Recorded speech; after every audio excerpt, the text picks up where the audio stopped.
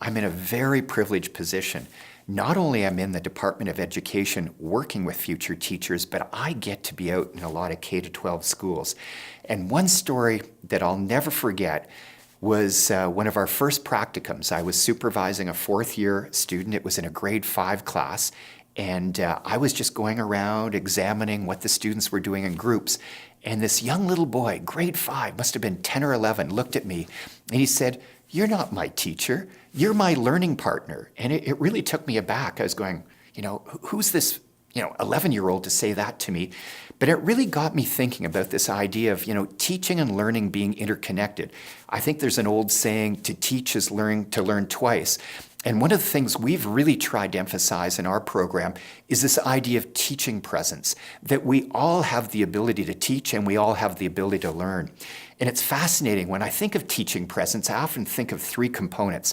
I think of the design. Obviously, I'm the teacher of records, so I'm the captain of the ship. I'm responsible for that. But how important it is I design with not only the learners in mind, but I design in partnership with them, because they're not blank slates. I mean, what do they already bring to this? The second time, I think, is, that old saying, the guide on the side or a sage on the stage. And from my experience, it's a bit of a both.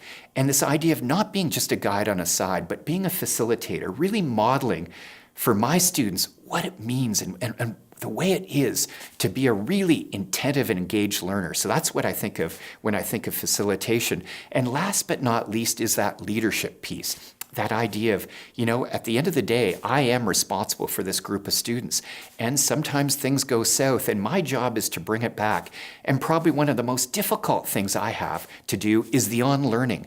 Often students come in with preconceptions, ideas, based on cultural, religious backgrounds, those sort of things. And it's time for them to reflect and really reconsider, where do those beliefs come from and what do they mean?